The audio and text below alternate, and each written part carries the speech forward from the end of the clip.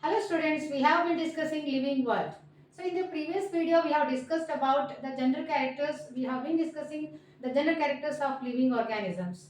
So in the previous lecture we have discussed the characteristic features of living, that is growth. So growth is a non-defining character. We have already discussed that. So in the next today's lecture or today's video we are talking about reproduction. So before going to study in what way the reproduction is the characteristic feature of a living organism, let us define what is reproduction then.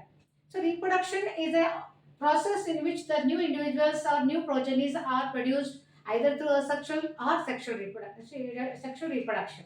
Okay. Then as we know that production of new individuals or new progenies through asexual or sexual, or that is called as reproduction. As we know that there are organisms such as unicellular as well as multicellular organisms. So in what way the unicellular reproduction and multicellular reproduction are differing from each other? Since we know that in unicellular organism there is an increase in the number of cells. In what way the number of cells are increasing?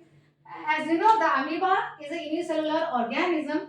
So this amoeba divides into two amoeboid.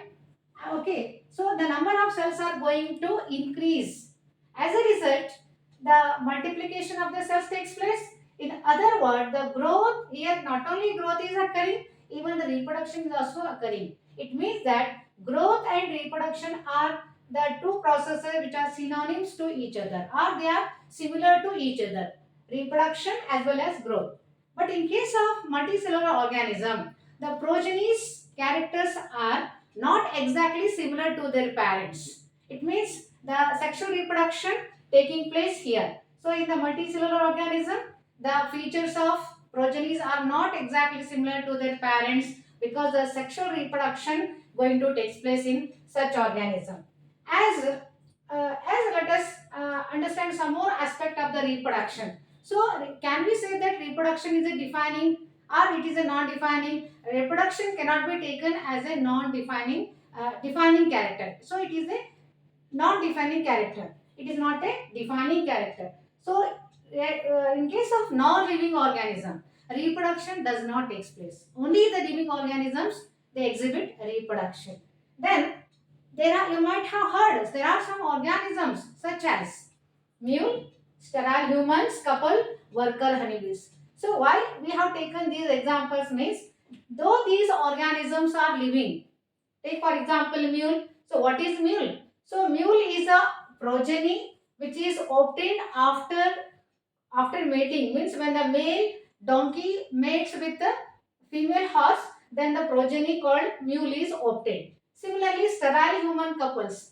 Sterile means fertile and sterile. You might be knowing fertile means the human can reproduce, whereas sterile means they cannot reproduce. So there are some couples who are sterile humans. They cannot reproduce. It doesn't mean that they are non-living. They are living.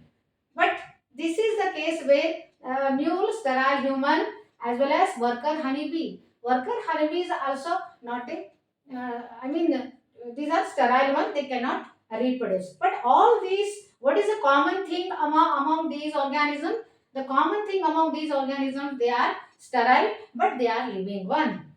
And let us talk some more things about the reproduction. We will learn more properties of reproduction. So reproduction, can we say now finally reproduction is not a defining character. So reproduction is not a defining character.